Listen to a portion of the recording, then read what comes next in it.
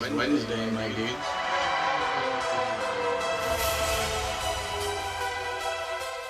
It is Wednesday, my dudes.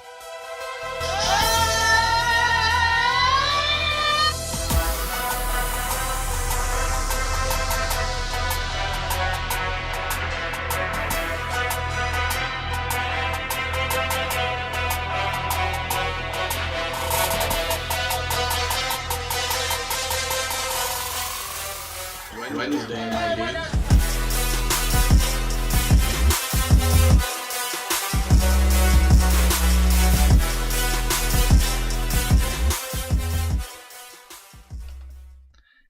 And welcome in. It is We Talk Sports Good. It is the Ultra Mega Super Bowl preview show. Heck yeah. It is one of the best shows we got. Every year we break down position by position who has the advantage this upcoming Sunday for the Super Bowl. And we will, as mentioned, go very in depth. I believe it's 11 different factors, and that does include coaching. So we will give you who we think has the advantage this upcoming game. And does that still match up, though, with who our Super Bowl winner is? I think, oh man, I wish I should have found it, but I think if we both went Bucks last year, and I think we both gave the edge slightly to the Chiefs, if I'm not mistaken. Yep, that is exactly. I know that's what I did. I'm pretty sure that's what you did too. So It's sometimes there's just that gut feeling, and and I mean, at the same time, when I say edge, it's not like we said, Chiefs 8, Bucks 3. right. It was a narrow margin, and at that point, there's obviously multiple factors that come in, and just sometimes that slight edge just will kind of teeter back and forth. So it will be exciting. I'm curious because I feel we're going to be pretty similar on where we go on numbers, like the advantage. Like I said, there's 11 categories, so I went through and I was like, I feel There's one that was really close for me that I think you're going to be different from me. But other than that, I think we're mostly going to be the same. Yeah. I was just saying, there was, obviously there's a few different ones that it's tough to, give the advantage and not be the guy that just says, oh, it's a tie. They're both great groups. No. There will be a distinguished advantage to one. And, I mean, that also plays a part, too, like if you have one group 6, the other 5, but well, there was 2 that it could have been a kind of a toss-up. Slightly went the advantage one team, and the team that is with the 5 to the 6, you're like, well, 2 of the categories could have swung over to their side. That makes an impact then on your Super Bowl pick overall. So, without wasting any more time, we will jump right into it. To, of course, the QB position. We have Joe. The least important position on the field. Yeah, oh yeah, by far, yeah. It doesn't matter, so we could just spend here a minute real quick. But no, we have Joe, the man of many nicknames. Pick which one you'd like. Joe Shiesty, Joe Brrr. That's my little 10-year-old nephew's been going around saying Joe Brrr like for a week. It's fantastic. And of course, the man who has a whole city, and I'm not talking about LA behind him, the city of Detroit, Matthew The Stafford. city of Detroit. Are you just obviously no spoilers on who you're going or who you think is going to win, but are you rooting for the Rams because of Stafford? Yes. Wow. And I know that's got to be hard for you because I know you like Joe Burrow. Right. And that was what was so hard right after the game because I was texting, of course, Cody, who has joined the show before, one of our friends. He's obviously a huge LSU fan, so basically he's like, when I'm not rooting for the Saints, I'm going for LSU North in the Bengals. Right. And it was like, we were talking through the whole game, and then it's like, man, he's like, who are you going to root for? Because obviously, like you said, I'm a huge Burrow fan, and it's like, I've got a thing on it. And then the next day I finally was like, yeah, I still got to pick Stafford. That, that's my guy. Like, but yeah, I'm still so pumped for the Super Bowl because if the Bengals win, they're a super cool, chill team with a lot of players I like. Right. So it's like, it doesn't feel, it feels like a win-win situation here. I either get to see the quarterback I know is great, get that ring, get that win that we knew he was possible, us Lions fans, would actually put on the right team, a good team, or you get this insane story of Joe Burrow, national champ in 2 years. 2 years. Yeah. Turns around the worst team because he was drafted number 1 and wins a Super Bowl. And this isn't like this is obviously a different argument. You can, kind of going off on a rail, but, obviously Patrick Mahomes is amazing. We're not going to, we had this discussion last week. He's still, the one that you're always going to pick. But the fact that he went to an ideal situation, he went to a playoff team that traded up to get him. Joe Burrow took a bad team and turned him to a Super Bowl contender when healthy. Yeah. And I don't know about other Saints fans, but for this Saints fan, it's very easy for me to be rooting for the Bengals because, the Rams will always, I know it's not their fault that the flag wasn't thrown, but, it'll always be the Rams, bro. F them. And then not to mention that the Bengals defense is basically the Saints defense 2.0. They've stolen half of our defense over the past few years with freaking Von Bell, Eli Apple. We don't really talk about him right now. But, Trey Hendrickson, there's all these guys that they have of ours. It's basically just Saints defense 2.0. Not to mention, of course, all the LSU players, so... I feel like rooting interest has to be one of the more enjoyable Super Bowls, at least. Oh, yeah. I don't think there's anyone that's just straight up hated, I don't like the Rams because of the same thing, but, if they won, I wouldn't care. It's okay, And, it's they just buy, but, they've so smartly bought the right way, it doesn't feel the same as, the NBA super teams that just buy the players. They haven't, though. They've developed plenty. And they've made mix and matched. Yeah, they've also paid the price for that because this is a very short-lived team. This isn't this Rams team is not going to be this Rams team's 2 years from now. Yeah, they've got one more year. I saw that they can technically re-sign Von Miller and Odell next year, and then the second year is going to be the you better figure something out and have some fun with the cap. Right. So, yeah, this is a very short-lived. This is a 2-year. This is their small window, this year and next. And then I don't know what and how they'll do it. Without further ado, then, let's do it. As mentioned, the man with many nicknames, Joe Burrow and Matthew Stafford. The edge. Where do you want to go with the edge here? Do you want me to go first, or do you want to take it away right away? I want to take it away because I feel like you're doing some disservice. Because if we're talking about quarterbacks, we're not just talking about Joe Burrow and Matthew Stafford. Dom, we're talking about Joe Burrow, Brandon Allen, Matthew Stafford, and John Wolford here. Okay, Dom? We're living in a world where it is a possibility that the all hell breaks loose and we end up having 2 backup quarterbacks in the game. And we have to bring that into... If we are going to be an honest podcast and say this is the breakdown of all breakdowns, we have to really get into the nitty-gritty here. That's fair. But no, obviously you have Burrow, 4,611 yards, 70% completion percentage, 34 touchdowns, 14 interceptions regular season. Stafford, 4,886, 67 completion percentage, 41 touchdowns, 17 interceptions. So, both really good regular seasons. It's honestly, for me, it's hard to do this without taking into consideration the factors at play with their weapons, lines, and who they're going up against. But that's not what we're doing here. We're only breaking down just the quarterbacks themselves.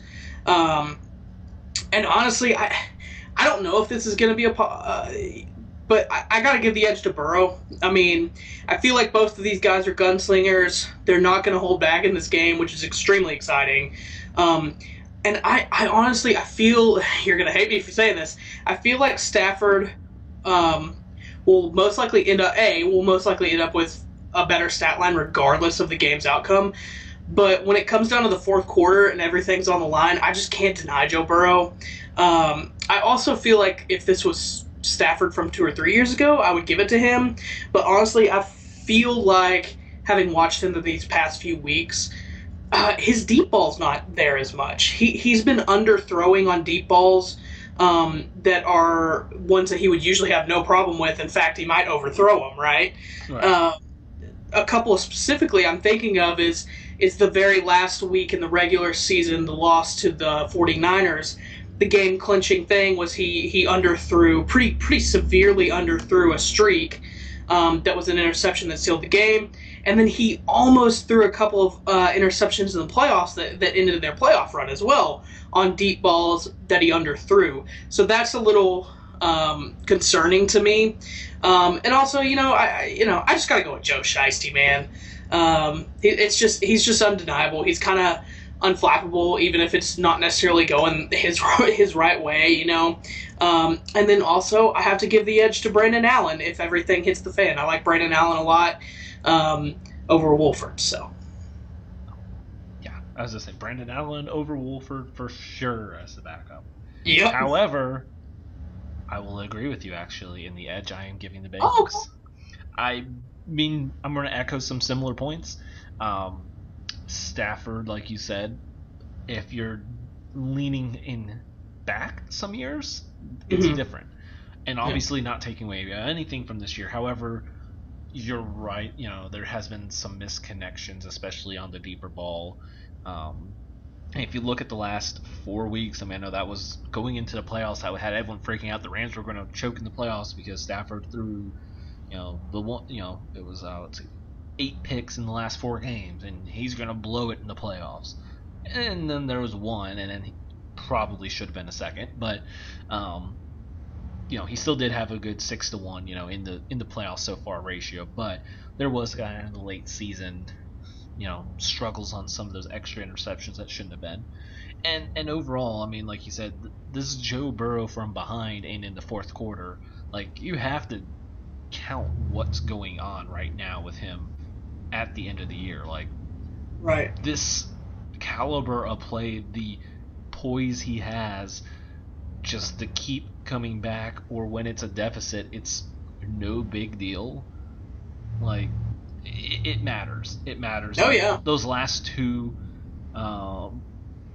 regular season games, or last 2 he played, because I know he didn't play their last one.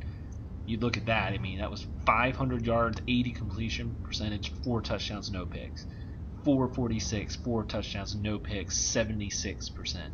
Like, huge, 2 huge games. As they were kind of teetering on, will they hold a wild card spot? No, they're going to win both and win the division.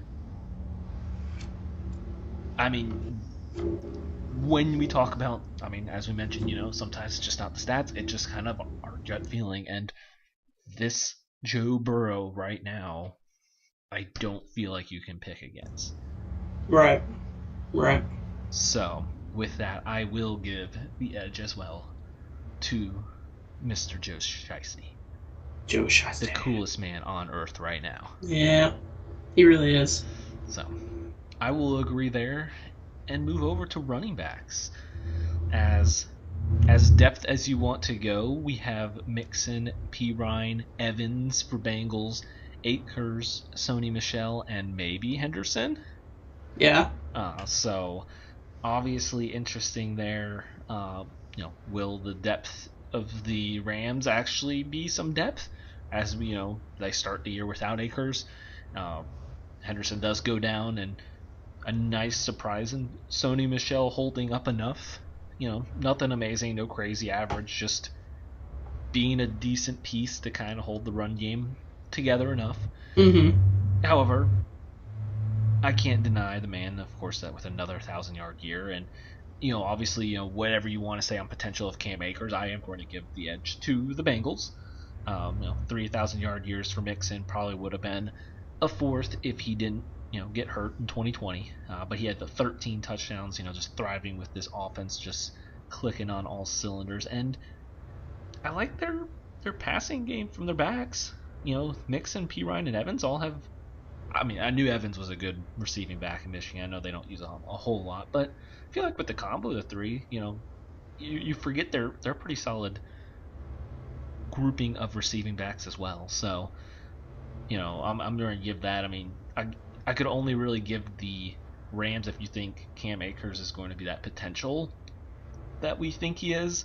But I mean, still, he's coming off the Achilles. Like, we really haven't seen it. And Sony Michel's just a good piece. Henderson's coming off injury. I just can't feel like I can give the Rams this unless you just want to bet at all on Akers just having the breakout game of his career. Yeah. No, I mean, I completely agree. Pretty much same thing. I think Mixon has had his best season of his career this year, actually. 1,200 yards, rushing, 13 touchdowns, 42 receptions, 314 yards receiving, and 8 touchdown receptions as well. I think it's simple. He's just the best back in this game. And I think it's actually going to be really pivotal for the Bengals if they want to win this game to get him going on the ground, just to relieve some of that pressure that obviously is going to be coming from the Rams defensive line. So I think that's going to be big for them to get him going. But I think this would be a different story for me if Cam Akers was completely healthy, but he's just not quite there yet, right? I mean, he had a decent, I guess, what was it, that first game? Because they played Cowboys first, right? No. Cardinals. That Cardinals, that first game in the playoffs, he looked like he had a little bit of pop, But the rest of the playoffs, he hadn't been quite there. He's just not there yet. I do like them with a 1-2 punch with Sony and Michel, especially Sony in the passing game, but. At the end of the day, if Cam's not 100% healthy, and obviously even if Henderson gets to play, he's not going to be anywhere near healthy. It just comes down to Mixon being the clear best running back on the field. And I don't hate the backups of the Bengals either, with P. Ryan and Chris Evans. And obviously, if stuff really hit the fan, I actually think Travion Williams is a good back too. I don't even know if he's on their active roster or not going into this. But I think he can be a decent back in the NFL as well. So, so we are 2 for 2 in agreement. Yeah. Quarterback, running back, and we move to the receiver. So we have, of course. This is where it gets spicy. It does. I'm assuming you're right. If anything crazy happens, you could go past the depth. But I'm assuming we're really focusing on the main 3 trios. Yeah. Trios here. We have Kupp, OBJ, and Van Jefferson. And the Jamar Chase, T. Higgins, and Tyler Boyd. Where are you going with your edge? Yeah, it's interesting because I actually think both of the injuries in this, there's 2 guys on both teams that are out that would make these wide receiver cores even that much better with Robert Woods being out, which he's an incredible receiver in his own right. And then Auden Tate for the Bengals, that I think is a grossly underrated wide receiver in the NFL, that I think is going to be picked up by a team. He's a free agent, by the way. I think he's going to be picked up by a team this offseason, and because, Bengals don't need to spend any money on him, most likely, right? Yeah, sure. So I think he's going to be picked up by somebody, and they're going to be very happy with the pickup of Auden Tate. But this one is really hard for me. Because it does, it comes down to that trio on each side, and then you have, if you want to look at it with the one main guy on each team, you have the side where you have a star emerging quickly with Chase, and then the Rams have someone in Kupp who's the best wide receiver in the NFL this year. You can't say anything else about it. He's the best wide receiver in the NFL this year. So if you go just by that, the edge is the Rams. But when you really look at the trio of the wide receivers for me, and I don't know, I think this might be where we differ, I got to go with the Bengals. It's by the slightest of margins that I'm giving them the edge here. But, obviously OBJ has reestablished himself in LA. I think that's great. I love Van Jefferson. I've been talking about Van Jefferson since the draft that he was in. But honestly, to me, T. Higgins is a number 1 on probably a good chunk of the NFL teams. And Tyler Boyd is also a number 1 on some NFL teams.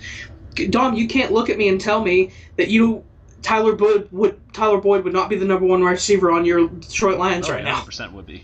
Yeah, he would. I mean, obviously, if not counting Michael Thomas, Tyler Boyd would be the number 1 on the Saints. I just think the wide receiver core that the Bengals have is probably the best wide receivers in the NFL.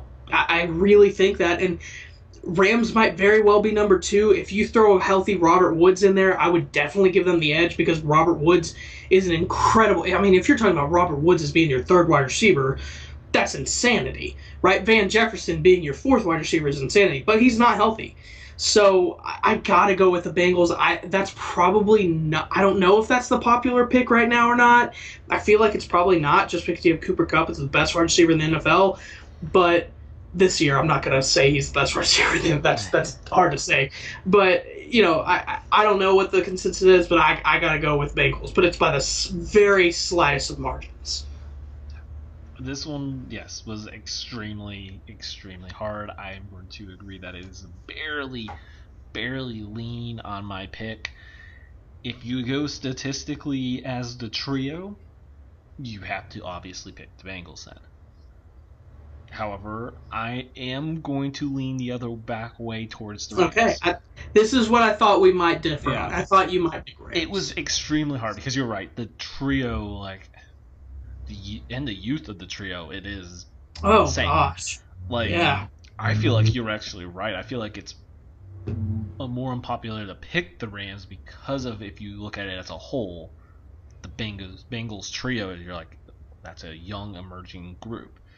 Yeah. But you're right. I'm going to take the man who had the best year, in NFL, this year, with Cooper Kupp having, this insane stat line. And I also, as I know statistically doesn't show it as much, but I feel the Odell and Stafford connection has been very underrated. It's real. They have been on the same page. I don't think it's had to do as much just because you have Cooper Kupp going insane, but Odell and Stafford have a real connection, I think. And maybe I shouldn't be doing this, but I'm thinking of the matchup wise. I'm thinking Odell, they're going to have to put so much attention on Kupp, and man, Odell and Stafford are already on the same page. If they just really wanted to unleash it, they can.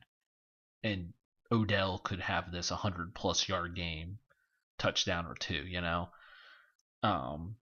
I just think I'm just leaning the fact that I really see that connection and how well it's gone for those two, and the fact Cooper Kupp just had this insane, like you said, best wide receiver year in the NFL this year. You can't deny that. That's one of the best wide receiver years ever. Right. And Van Jefferson had 800 yards and 6 touchdowns. You're right. This man kind of got a little slept on. And I'm not saying, if I had to pick, any of the 3 Bengals or Van Jefferson, I am picking all the 3 Bengals. But, as a group, though, the depth behind them is not there. But those 3, though, have been it could, it's just the connections. Is Stanley Morgan out in the Super Bowl? He's someone that I don't hate in the Bengals depth chart that is still there. But I think he was questionable coming into that game. I can click. I don't see him. You don't see him on the injury report? No injury report. Okay. No statistics past the end of the regular season, though. Right. Okay. All right. I was just wondering. Sorry. Go on. No, you're good. I mean, I don't know. Like I said, if you're going to just look at statistically, I feel like you're on the right side in the Bengals.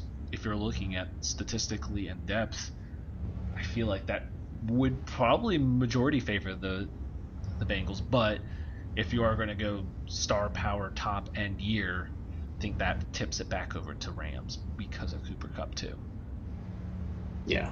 And I'm not, you're going to get no pushback from me. I don't think there's a wrong answer in this one. I think it's just preference at the end of the day. I think there's no way that both trios are shut out, right? Right. They're both going to have big games. This is going to be a big game for both of them. So I think the real winner here is the fans that we get to watch these wide receiver cores. So the loser here is the Browns for trading OBJ. Or cut it or releasing. Didn't even get anything back. Yep. Well, then moving on to the least exciting position, unfortunately. Oh, yeah. The tight end room, as it does not look like Higbee will be playing. they won't announce it, but it sure does not look good. And then on the other side, you have CJ Uzomah, who hasn't been practicing, but has been giving the signs that he's going to play. Coaching staff's very optimistic. He's optimistic.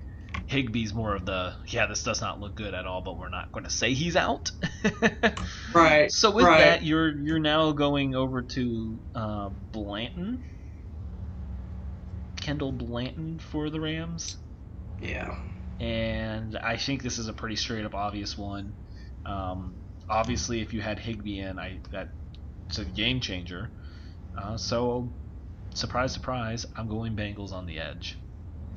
Yeah, I do like Higbee for the most part. I think a lot of people like Higbee more than me.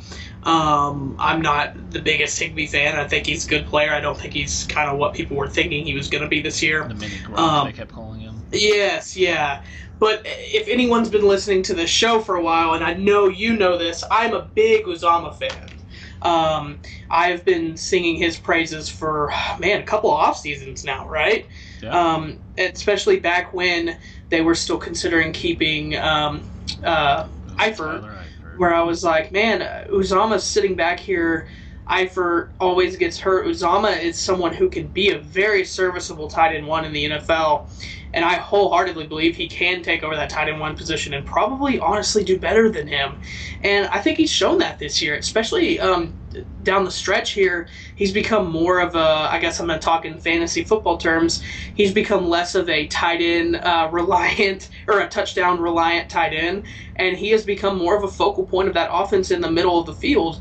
And I think he's a very solid receiver, and he can block as well. He's not just out there for nothing in the blocking game. He is throwing some good blocks in.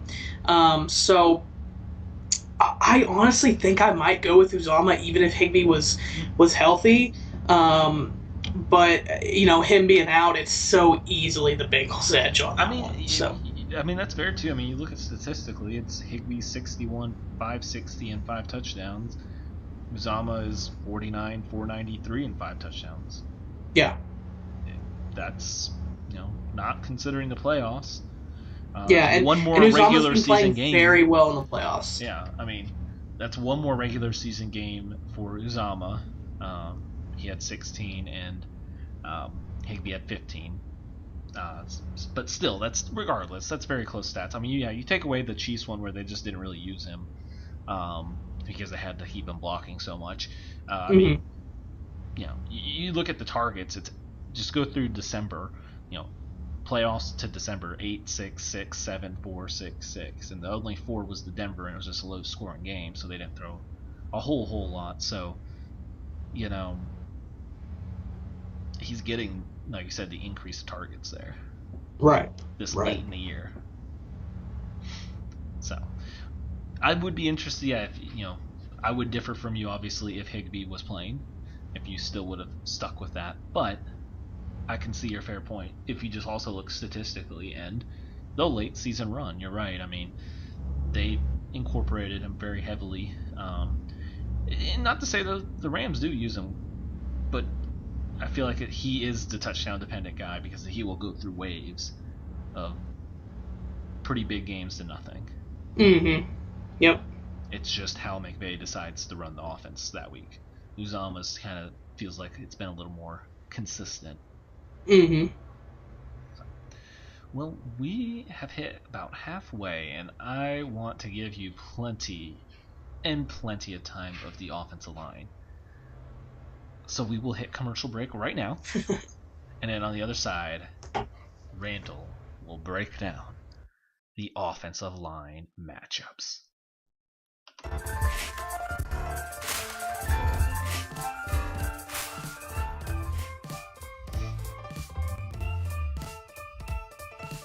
Ounce Sports has a new home for betting.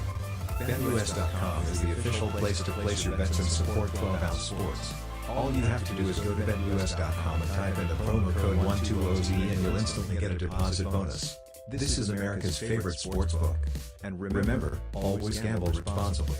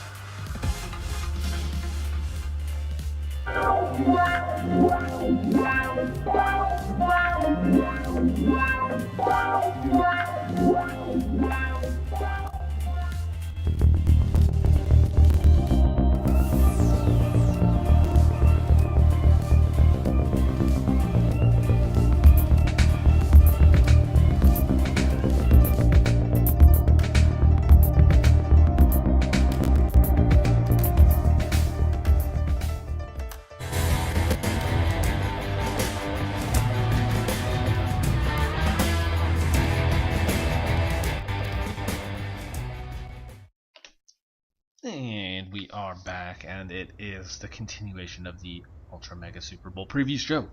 And we are hitting offensive line, like mentioned.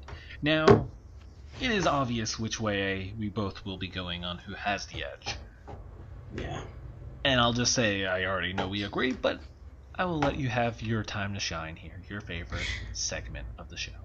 Yeah, it is kind of sad that it's such a one-sided battle for this one, at least for me, at least, because it made me almost not want to go as in-depth as I had in the past, just because in the past we've had some pretty good offensive line battles, but this one is not that great. Obviously, Bengals, Jonah Williams, who, I think he's a very good offensive, a left tackle for them. I think he's young. I think he's still developing. I think he will be good. Obviously, his first season he was out for injury, but I think he's going to be that left tackle that they can lean on. Quentin Spain, at left guard for them, a little bit older. He is decently reliable. I think he's not horrible. Trey Hopkins, I love him, but he's probably not a long-term option at center. Neither is Hakeem. I struggle with his name, but Adeniji, I believe is how it's pronounced, at right guard. And then Isaiah Prince either at right tackle. I feel like, they have their long-term left tackle. Quentin Spain is probably not going to be a long-term option just because of his age. And then the whole center to the right side of the line, I think, is something that they need to work on. And, the Bengals offensive line, it's something that I've talked about that was the reason I thought that they were, about 2 years away from being a legitimate Super Bowl caliber team. They have proved me wrong, especially just with the play of Joe Burrow in general. But they are abysmal in pass protection. They've given up 58 sacks on the year, which is third worst in the NFL. Second worst in sack percentage, which sack percentage is basically an equation that calculates the percentage of dropbacks with the amount of sacks. They came up with a 9 on that, which is really high, basically. I think the next closest was the number one was like a 9.2 or something like that. So it's not good. They're decent in run game. I wouldn't say they're great. I think they're more the fact that they have this really great wide receiver core that's so dangerous that it keeps DBs and safeties and middle linebackers honest, that they can't cheat up in the box, so it helps in the running game. So I don't like the Bengals offensive line at all. The Rams, old man Andrew Whitworth at left tackle, David Edwards, Brian Allen at center, Corbett at right guard, and Havenstein at right tackle. Brian Allen and Corbett are both very underrated. I think they're very good, especially Brian Allen, I think, is a very underrated center in the NFL. Whitworth is obviously great. Just the old age is, the fact that he's playing is incredible. And Havenstein is a very good right tackle. So honestly, I can't go too much more in depth than that because it's just such a no-brainer that it's the Rams. Yeah. 55 sacks allowed. 31 sacks allowed. Right. Yeah. I mean, what more can you do? I mean, I thought it was funny, and I'm not like anyone's not trying, but I saw a few Bengals offensive linemen because technically there was no sacks on Joe Burrow in the last playoff game, but that man got thrown around like no other. But Bengals offensive line's see. You guys doubting on us, hating on us. There's no sacks allowed. I was like, that man got thrown around, ran out of sacks, beat up, and you're saying, hey, look, see, we're great. We didn't allow a sack. But that dude was just beat up. Yeah. That's not how that works completely. No, yeah, it's just... And, you know, they're going up against such a good pass rush that it's really going to be difficult for them. It really is. And honestly, I was kind of looking. I don't have exact numbers here, but I was kind of looking through some of the games that they play with teams that have really good pass rushers, like Chargers. They have good, you know, Harold Landry. Dupree, like they have good pass rushers, 9 sacks, right? The Chargers, good pass rushers, Bosa, the whole crew, 6 sacks. Daniil Hunter in Minnesota, 5 sacks. Chicago, and Cleveland, we know, and San Francisco, we know who those guys are. 5 sacks each in each of those games, you know. So when there is good pass rushers, which we know, Aaron Donald, Von Miller, Floyd, like, we know these guys, it's going to be a problem. That's why I think it's so important for them to be able to establish that running game, to take a little bit of pressure off from those guys just being able to pin their ears back and go at it. Yeah. Which they're also very smart in the run game. So correct. This is a difficult game. This is difficult. So yeah, I mean, in PFF stat, if you care. Yeah, go for it. They ranked the Rams 7th this offensive line this year. Yeah, very good offensive line. Bengals 20th. Who's number 1, may I ask? Wait, let me guess. Number 1. I'm gonna. Take your time. Maybe to pull it back up. Oh yeah, you're good. I think 49ers are probably really high up on the list. Actually, number 1 will surprise you. I feel like this was not a team that I thought was a good offensive line going in. No, you might have thought they were a good offensive line going in, but probably shouldn't have kept their ranking. Oh, shouldn't have kept their ranking. Yeah. Oh. Cowboys? Yep. Because a lot of penalties for the Cowboys. That's interesting. Smith and Martin ranked very high, and then they kept their, even though Lyle Collins didn't play the whole year, he had a high ranking. So overall, even though Biotis and Williams weren't great, they had a lot of penalties. They had Smith and Martin with 290 plus and Collins with an 84 to kind of pull it up. Okay. And obviously, 90s I offensive think line Collins grade. Is overrated. I think Lyle Collins is overrated. And obviously, I don't know if you really have looked, but I mean, like 90s in the O-line ranking, like, is not. I mean, that's what they consider like super elite. They do not hand out 90s. Yeah. Very much. So, like, I mean, you even look at number 2, who is the Bucks, and Tristan Wirfs, how good he was. He was 85. Yeah, I bring into question PFF sometimes, especially with offensive line. It is really hard because outside of sacks and pressures, which I don't think they do a very good job of logging pressure percentage sometimes, but outside of sacks, and I don't think they really take into pancakes that much, it's really hard to rate offensive linemen like that. It is really hard.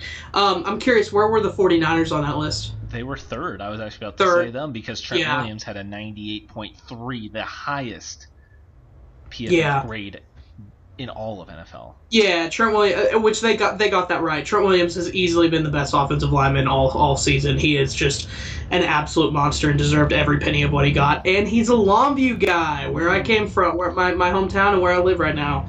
Shout out that 903. Next best marks are Jonathan Ogden and Joe Thomas. Ooh. Yeah. So I want to flip to the other end, not spend too much time on obviously teams not in it. Ogden's the best offensive lineman of all time, by the way. So, in my personal opinion. I mentioned the Bengals are 20th. Out of curiosity, who do you think they had ranked last? The worst offensive line in the NFL? Yeah, I'm curious on the Jags. It is not the Jags. Hmm. Jags are probably well higher than you think they should be because I can't find them. 24. What? There they are. Jets. Nope. Oh. One more guess. One more guess. Steelers. Nope. Steelers are 26. Okay, I'm guessing some really bad offensive lines here. They last guess is Texans. No. They had Texans as 29th, though, so you were close. Dang. 30th is the Giants. 31st is the Panthers. Oh, yeah. And the worst team was the Dolphins. They did Really? not give good grades. Echtensberg, 50.7. Austin Jackson, 49.9. Dieter, 60.6. Their best was Robert Hunt at right guard at 67.4. Jesse Davis, 52.5 at right tackle. Surrendered the league-leading 235 pressures. Worst pass blocking efficiency, as they say. So, anyways, not spending time on teams that didn't make it. So, just was curious. I didn't think about that, didn't look at that kind of stats, so just thought that was interesting. All right, so we have broken down, want to just throw out before we jump to defense. We have done QB, running back, wide receiver, tight end, offensive line, as we have consensus on quarterback and running back to the Bengals, as well as tight end. We both have gone Rams offensive line, and wide receiver has split, as I have picked Rams and you have gone with the Bengals. Yeah, if you haven't been keeping track, I've only chose the Rams once. I've picked Bengals on everything so far except for O-line. Yeah. So we are going to the defense, and we have split it up this way just to let you know. We have defensive line more on the interior because we have split off edge rushers, inside linebackers, DBs, and then, of course, we also have special teams and coaching. So with that, we will jump to the defensive line, more focusing on the interior. I'll jump ahead, and I'm just going to let you know, surprise, surprise, I'm going with a group led by Aaron Donald wins. I was going to say, outside of tight end, solely because of injury, this is the easiest one. By far, the easiest selection. I mean, Yeah. do we really need to spend much time on how great Aaron Donald is? No, and now, I will say this, and I've been quoted on this show many a time, and I will continue to hold this. I think Aaron Donald is overrated. I'm not saying he's not great. I'm not saying he's the best. He's not the best defensive player in the NFL right now. I don't know if I do feel like he's the best defensive player in the NFL, but he's definitely in the conversation. I think people think of him as, Reggie White. Like, I think they're thinking of, they compare him to the greatest defensive players of all time, and he is not that. I'm sorry, he's not. Like, he is not that man in New York. He is not that man in New York that's the most feared pass rusher of all time. I'm sorry, he's not. Like, I love him, but he's not that. But yeah, easy. Rams. I do like DJ Reader. BJ Hill's not horrible. And before injury, oh gosh, I'm gonna butcher it. Juju Bundy? Larry. Yeah, Larry. Mhm. Had 7 sacks from the interior Yeah. before his injury in the Raiders game. hmm But, I like A'Shawn Robinson as well. I think Greg Gaines is good. You know who I think is on their depth that's going to be really good? Bobby Brown. Okay. I was very high on Bobby Brown at nose tackle coming out of A&M in this draft. I think he's going to be very good. Interesting. Well, all right. So there you go. Surprise, surprise. We have both gone Right. Rams on the defense line. Moving over to edge rush. So basically, we are going Von Miller and Leonard Floyd, or Hendrickson and Hubbard. Which statistically would be, if you just straight look at stats, Closer than you think. it's very close. Mm-hmm. Obviously making sure you factor in Von's stats from Denver as well. However, this is where I'm going to take experience and a Super Bowl winner in this group with Von Miller. And Yeah. and I know I shouldn't count the matchup, but it kind of can't not play a part. Oh, it comes into play. That Von Miller and Leonard Floyd, and I feel like Leonard Floyd gets a little overlooked, but Von Miller against this offensive line, Mhm. oof. have Yeah. fun. Yeah, I same thing for me. I think Sam Hubbard, obviously Trey Hendrickson, former Saint, love him. Sad he had to go. He was just going to be too expensive, and he was too expensive. But he's played exactly like what we thought he might do. I was scared that they wouldn't get quite the production out of him that we got in the Saints. I was wrong. You know, he's played really well. But I think Sam Hubbard is really overlooked on that defensive line. I really like Sam Hubbard. I think he's really good. And also a hurt Cam Sample, I think, is also a very good defensive end for them. But, I mean, we're talking about, you know, I do agree that I think Leonard Floyd is overlooked a little bit. But Von Miller, I think he got revitalized when he came to the Rams, just like OBJ. Obviously, it helps with Aaron Donald pushing from the inside, and then Floyd on the other side helps out quite a bit. But all throughout his career, he's been such a big game player, and he shows up when he's needed the most, and I think that's going to happen again. I think he's going to have a very, very good game. I think he'll probably get to the quarterback a lot. Maybe not, you know, he might have a sack or two, but I think he's going to be in the quarterback's face all night, and probably even more than Aaron Donald and Floyd. I really think he's going to dominate. I do. Agreed. It's a scary thought. This man he's a great. He knows no bounds. He's a great for our era on edge rush. Yeah, so, yeah, he is. Yeah, so I feel like pretty was unanimous on that end. You know, not a knock on the Bengals though. It's not like a Bengals are a throwaway defensive line and edge. Yeah, absolutely not. So, well, we have flipped you, as you mentioned, only one Rams on the offense, but you have not picked the Bengals yet. So, are you going to go on the Bengals inside linebacker though? I am, actually. Because I agree as well, because I think it's one man stands out the most. Logan Wilson. Yes. Yeah, Logan Wilson has been absolutely great this year. I don't know if you remember this, but I was mocking Logan Wilson a whole lot to the Saints leading up to that draft a couple of years ago he was in. I really liked him. A player that's hurt for them that is also very, very good, Akeem Davis-Gaither, also was mocking him to the Saints quite a bit. I think we both kept drafting him in our mocks. Yes, yeah, I was big on Wilson and I was big on Akeem Davis-Gaither. We missed out on both of them, and they're both very, very good. I like Jermaine Pratt as well. Marcus Bailey. I'm sorry? I was just agreeing. I do like Pratt, though, as well. Yeah, I like Pratt. I'm not the biggest Marcus Bailey guy, but that's fine. You know, Rams linebackers, Ernest Jones, Troy Reader, I can't not leave out Travon Howard, who had the game-sealing pick, which, by the way, another Longview native playing in this Super Bowl. He was from Longview, went to TCU. But yeah, I think it's Bengals, and it's really that one name. Logan Wilson has had such a good season. He is such a good linebacker. Deceptively quick sideline to sideline. Yep. So, there we go. And a unanimous pick again. So, moving to the DBs, which I had I don't want to say a little trouble. It just depended on how you wanted to view your importance. Do you really lean heavy on Jalen Ramsey, or the duo in the safety field of the Bengals of Bates and Bell? Obviously, though, I'm going Ramsey and the emergence of the unretired Eric Weddle, who can apparently just pop out of nowhere of retirement and just lead the team in tackles and no big deal.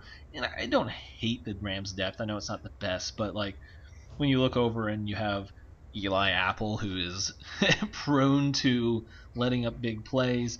Cheeto has played pretty well for the Bengals, but I've seen him many a times in Dallas, you know, get burnt on routes. So, you know, Hilton's a solid corner, but I don't know if I'm looking at corners. Like, I'm not saying Ramsey's shutting down Chase, but I'm not really concerned about any three of these corners shutting down Cooper Kupp. So I do love the safety tandem of the Bengals, but I've got to give it to the Rams. Jalen Ramsey's too good. I'm going to shock you here. I'm giving it to the Bengals. Okay. I obviously, Ramsey, incredible. I get it. But I really don't like any of the other corners in their corner room in there. I don't like Nick Scott at safety. Weddle is, I mean, look, man, he's a good in the box safety still, decent, but like he's not going to be stopping anyone. Taylor Rapp I like, but I don't think he's great. Jordan Fuller, if he was healthy, would be interesting, but I think it showed with, despite them beating the 49ers in the playoffs, I think it showed in the 2 regular season games. And I said this to y'all in a text message. I think those corners and safeties, and this kind of brings their interior linebackers into the mix as well. They can just get dominated in the middle of the field. They can really get dominated in the middle of the field in the passing game. Obviously, they can lock up an edge with Ramsey, but I think at the end of the day, Jesse Bates is maybe most underrated safety in the NFL. Von Bell is a very underrated safety as well. Plus, they have 2 backup safeties that are very good too. Michael Thomas and Ricardo Allen. Don't sneeze at those guys. They're good. I don't like Eli Apple. I don't like him as a person now as well. I didn't like him as a player. And that was where it stopped. But now I don't like him as a person now as well, with the whole Saints stuff. But he is prone to getting blown past and blowing coverage. I admit that. Awuzie, I think Awuzie's done a very good job this season. I think Mike Hilton is a very good slot corner. And then I think Trey Waynes has shown he can't be a lockdown corner like we thought he was going to be, neither Vernon Hargreaves, but I think both of them as backup corners is fine. Trey Flowers is there as well. I think that really Jalen Ramsey is the only thing they have going for them with the Rams DBs. I complained about the Rams DBs in the offseason before the season even started. I think that they're so prone to getting beat in the middle of the field that it's going to be a problem. Now, if that's if Burrow has the time to throw the ball, but that taking that out of it, I think that they can easily be beat in the middle field, and I think it's a little bit harder. I think there is some, yes, Eli Apple's probably going to give up a play or 2, but I think Jesse Bates and Von Bell are so good that it makes up for that. I guess I'm a little more probably high on David Long Jr. probably than you might be. See, I think he's over. I don't. I'm not high on Nick Scott, but I guess I probably don't hate him as much as it already sounds like you do. Yeah, I don't think they're. I think all of those guys are easily replaceable. So, yeah. All right. Well, going into special teams and coaching, that means we have D-line edge both to the Rams, both inside linebackers to the Bengals. A split here for DBs, as I have Rams and you have Bengals. And now, I think the second most obvious one, special teams and Money McPherson over Gay. And now, there is Johnny Hekker, punter, but Huber has had a solid year punting-wise, if we want to go into that breakdown. Man's been there for a while. Since 2009, don't forget. This man has seen a lot in the Bengals' time.